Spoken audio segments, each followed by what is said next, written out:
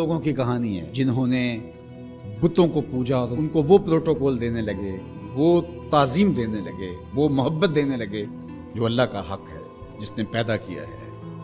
دیکھیں، میری اولاد ہے تو میری اولاد کسی کو تعظیم دے تو میں اس کو گوارا کروں گا، آپ کی اولاد تعظیم دے گوارا کریں گے، لیکن باپ والی تعظیم کسی کو دے تو وہ تو آپ گوارا نہیں کریں گے، میں بھی گوارا نہیں کروں گا، چونکہ یہ تو اللہ نے مجھے اور آپ کو اعزاز دیا ہے۔ میری اولاد میرے سے ضد کر کے بھی کھلونے مانگ لے، کوئی چیز مانگ لے تو میں ضد پوری کروں گا اور مجھے خوشی ہوگی، لیکن میری اولاد کسی اور سے مانگے تو میری غیرت جاگے گی کہ یہ تو میرا حق تھا کہ میری اولاد کو مجھ سے اپنی ضروریات کی تکمیل کے لیے سوال کرنا چاہیے تھا، اس نے کسی اور سے کیا، تو میرا رب بھی گوارا نہیں کرتا کہ میرا بندہ ہو کسی اور کی دہلیز پہ جائے۔ کہا تمہارے جوتے کا تسمہ بھی ٹوٹ جائے تو اپنے رب سے مانگو، وہ تمہیں دینے والا ہے، تمہاری ضرورتوں کی تکمیل کرنے والا ہے، یہ تمہارا رب گوارا نہیں کرتا۔ اللہ اکبر۔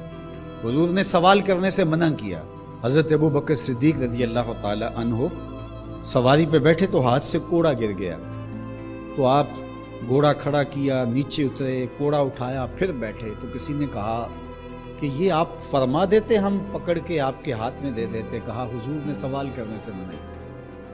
یہ ہیں وہ لوگ جو عمل کرنے والے ہیں اور ہم تو باتیں کرنے والے ہیں۔ والذین آمنوا اشد حبا للہ، اور جو اہل ایمان ہیں وہ اللہ کو ٹوٹ کے چاہتے ہیں، شدید، بلکہ شدید سے آگے اشد ہے لفظ، یہ طلبہ جانتے، اس میں تفضیل ہے۔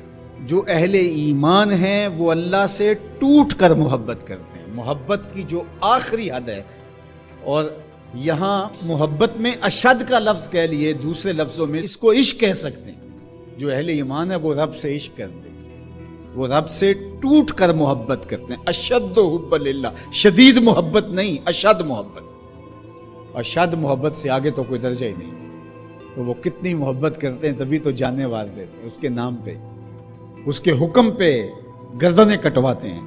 یہ ہے شدید محبت کا روپ۔ اس کا حکم ہوا جیسا ہوا۔ ذرا دیکھیے یہ کتنے لوگ ہیں، آپ کوئی شہر سے آیا ہے، کوئی دیہات سے آیا ہے، کوئی دوسرے شہر سے آیا ہے، کوئی گلیوں سے نکل کے آ گیا ہے، تو یہ کیوں بھاگے بھاگے آ رہے ہیں؟ آج کل تو کسی کے پاس 10 منٹ نہیں ہے تو آپ کہیں گے جمعہ ہے، رب کا بلاوا ہے، آگے۔ یہاں میں چاہوں تو 1 گھنٹہ گفتگو کروں، آدھا کروں، آپ بیٹھے رہیں گے، پھر چلے جائیں گے۔ ابھی گھر جا کے کمر سیدھی نہیں ہوگی تو پھر مسجد سے بلاوا ہے، آپ پھر بھاگے چلے آئیں۔ تو وہ مالک اس محبت کی لاج رکھنے والا ہے۔ یار اللہ سے محبت بہت بڑی دولت ہے، آج اللہ سے محبت ہم بھول گئے۔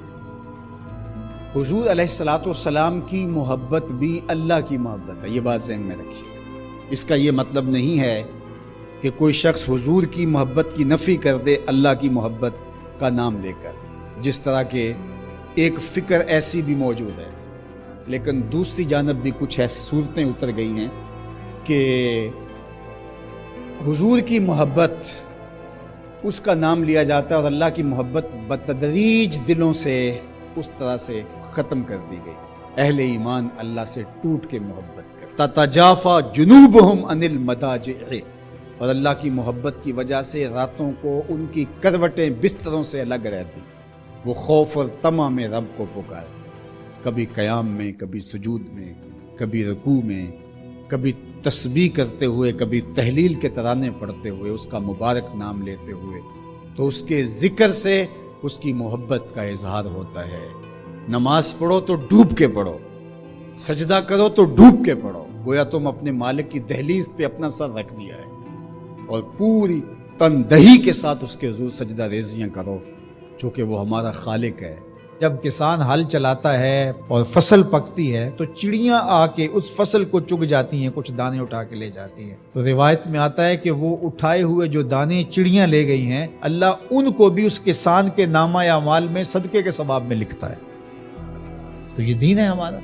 ما وعدہ فی امرأ فہی صدقہ، جو تم کمائی بیوی کو لا کے دیتے ہو، اس کے منہ میں رکھتے ہو، برگر کھلاتے ہو، تو بیوی کو جا کے تم جو چیز کھلاتے ہو لا کے، اور اس سے وہ خوش ہوتی ہے اور تمہیں بھی اس سے مسرت ہوتی ہے، تو فرمایا کہ وہ جو تم نے کمائی کر کے لقمہ لا کے بیوی کے منہ میں دیا اور وہ خوش ہوئی، تو فرمایا تمہارا وہ بھی نامہ اعمال میں صدقے کے کھاتے میں لکھا جائے گا۔ تمہارا دین تو کتنا آسان دین ہے، تمہارا دین تو اتنا اچھا دین ہے، صرف یہ ہے کہ نیت کے فرق سے میں نے کہا چور اور چوکیدار بنتا ہے، اس نیت کے قبلے کو درست کرنا ہے، اس لیے اس کو ثلث دین کہا گیا ہے، انما الاعمال بالنیات۔ تو ہم اس کے لیے جیتے ہیں، میری زندگی کا مقصد تیرے دین کی سرفرازی، میں اسی لیے مسلمان، میں اسی لیے نماز، بات ختم۔ ہم بس اسی کے لیے جی رہے ہیں، اسی کا حکم ہے اپنی اولاد کی اچھی تربیت کرو، ان کو دین کے سپاہی بنانا ہے، اس کو اللہ کے مطیع اور فرما بردار بندے بنانا ہے۔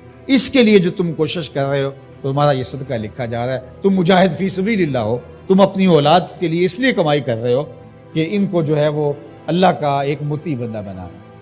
تم اپنے ہمسایوں کے ساتھ اس لیے سلوک کر رہے ہو کہ ہمسائے اور اللہ رسول کا حکم ہے اور میں نے ہمسایوں کے ساتھ اچھا سلوک کرنا ہے۔ تم رشتہ داروں کے ساتھ نبھا رہے ہو ان کے تلخ رویوں کے باوجود بھی کہ اللہ رسول کا حکم ہے، لہٰذا میں توڑ تو نہیں سکتا، لہٰذا اللہ اس کا بھی تمہیں اجر عطا کرے گا۔ ان تلخ رویوں کا تمہیں تمہارے نامہ اعمال میں اجر و ثواب لکھا جائے گا جو تم سہتے ہو اور برداشت کرتے ہو۔ تم سردی سہتے ہو، تم گرمی سہتے ہو، تم مشکلیں سہتے ہو، تو یہ ساری تمہارا دین ہے، چونکہ تمہارے دین کو اللہ نے بہت خوبصورت بنایا ہے۔ تمہارا دین اور تمہاری دنیا الگ نہیں ہے۔ ایک صحابی کو حضور نے دیکھا کہ وہ بہت کمزور تھا، فرمایا کہ تمہاری یہ کیا حالت ہے، تم اتنے کمزور ہو؟ اس نے کہا میں نے اللہ سے ایک دعا مانگی تھی، شاید وہ قبول ہوگی۔ فرمایا کیا ہوا؟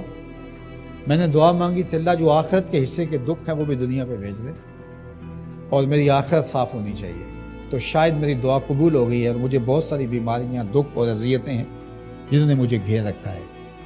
تو اس پر حضور خوش ہونے کی بجائے اسے ناراض ہو کے کہا کہ تو نے یہ کیوں کہا کہ آخرت کے حصے کے دکھ دنیا پہ آ جائیں؟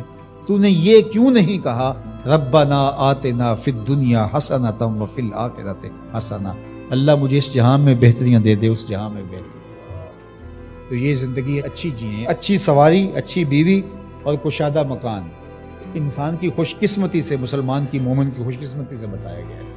اچھا اللہ آپ کو گھر دے، اس میں آسودہ رہیں، اللہ آپ کو اچھی فرما بردار نیک صالحہ بیوی دے، بہت اچھی بات ہے، اللہ آپ کو اچھی گاڑی دے دے تو اس میں کوئی گناہ نہیں ہے، کوئی برائی نہیں ہے، اچھی بات ہے۔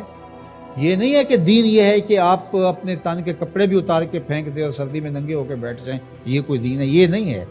ہمارا دین کیا ہے؟ تمہاری نیت کا قبلہ درست ہو، تمہیں جو ملتا ہے تھوڑا ہے یا زیادہ اس پہ تم راضی ہو، تھوڑا ملے تو پھر بھی مالک تیری مرضی میں اس پہ راضی، اور زیادہ ملے مالک میں تیری مرضی پہ اور تیری عطا پہ راضی۔ تھوڑا ملے تو صبر کرے، زیادہ ملے تو بانٹنا شروع کرے، بات ختم ہو گئی۔ اور کاروبار کرے تو اللہ کی رضا کے لیے جائے، اور بچوں کو ایک اچھی تربیت کی نیت سے گھر سے نکلتا ہے، حتیٰ کہ جو کاروبار کرتے ہوئے مشقتیں آتی ہیں، ٹینشنیں آتی ہیں، پریشانیاں آتی ہیں، جھٹکے لگتے ہیں، انسان کو گاہک کے رویے کی وجہ سے کسی نے ادھار لے لیا، وہ پیسے نہیں دے رہا، بار بار اس کو کہنا پڑتا ہے، اس کے سخت اور تلخ رویے ہیں، یہ جو جھٹکے اور تکلیفیں اور جو ٹینشنیں آتی ہیں، اس تاجر کو اللہ کی جانب سے اس کا بھی ثواب عطا کیا جاتا ہے۔ تو یہ کتنی کرم نوازی ہے اس کی، اور کتنی رحمت ہے اس کی جو اللہ تعالیٰ نے اہل ایمان